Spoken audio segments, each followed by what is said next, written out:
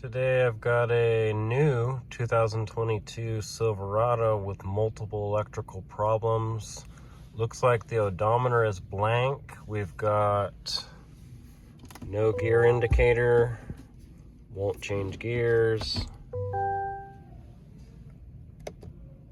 multiple error messages, engine will not start.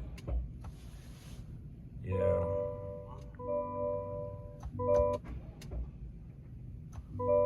It's about as far as it'll go. Won't shift.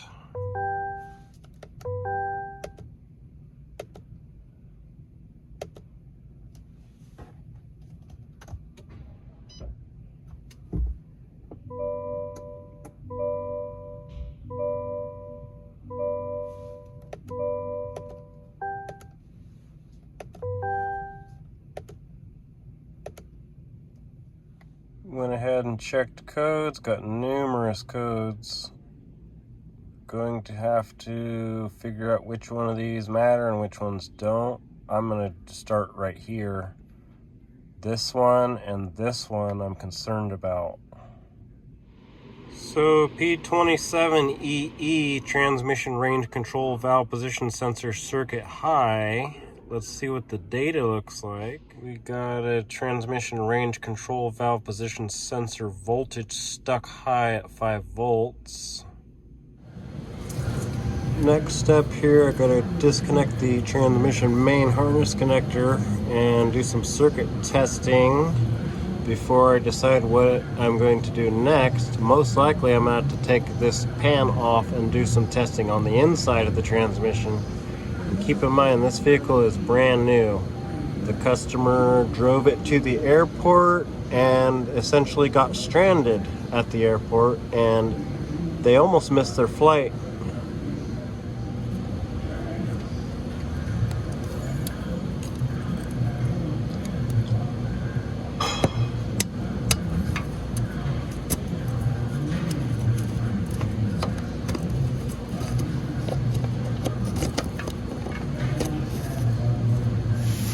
So I need to test for between 8.8 volts and 9.2 volts between ground and terminal 8. And I got about 8.8 volts, so that's good. Got to move on to the next test step. So the next test step is to use a signal generator, and I'm going to supply a signal to terminal 20 and see if the computer can see it. And I'll show you what that looks like on the scan tool when I get that far. So there's that range sensor data, and I'm going to text the signal generator to the circuit right now. So the system does see the correct voltage. So we're going to move on to the next test step. Here's what that signal generator looks like, and those are the settings I'm using for these tests. So the next step is to remove the transmission pan for testing. Next test in the procedure is to remove the pan and test from the transmission main connector to this connector right here inside the pan. And I found that when I start wiggling this connector here in this wiring harness, the problem comes and goes. So we might have a faulty connection here in these terminals or some sort of pinched wire. I'll show you what that looks like when I'm wiggling it. This is good right now. I'm wiggling that harness. The problem's basically gone away. There it goes. There's a problem. We've gone open. So we got something going on with this wiring harness inside the pan. It seems like when I pulled down on this harness here, that's where the problem is.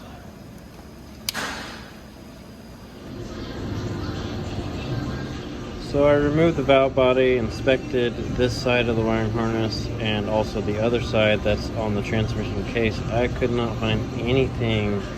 Here's the sensor that we're dealing with diagnostics on, and when I was wiggling the harness over here, is when I was having a trouble. So I really did not find any pinched wiring or any kind of damage. So I decided to just replace the wiring harness on both sides, because I kind of suspect loose terminals in here, but never found a thing. Here's what the transmission side looks like with the valve body removed. Here's the other end of that harness. Once again, I said I could not find any damage, any pinched wires, nothing in here that would indicate a problem. So I'm gonna replace both sides. So here we are about 2 weeks later. Finally got my new parts to go back in. I took a good look at the old harness.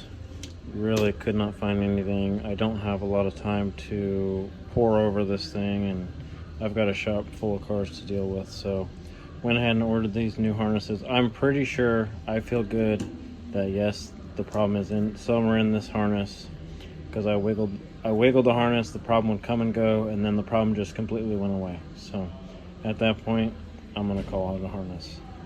I'm gonna throw that back together, and yeah. Got everything reassembled. Put some fluid back in the transmission.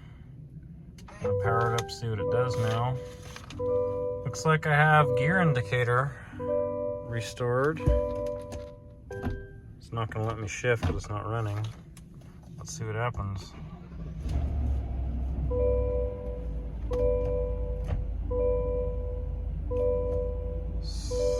Still doesn't seem to want to shift.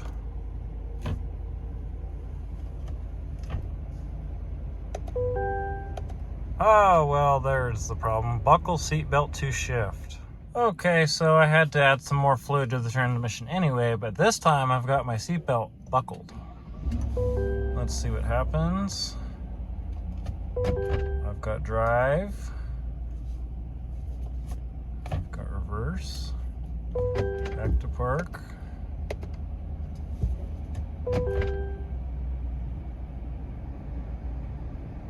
I don't know, the wheels don't seem to be moving. Probably because the park brake's on, dummy.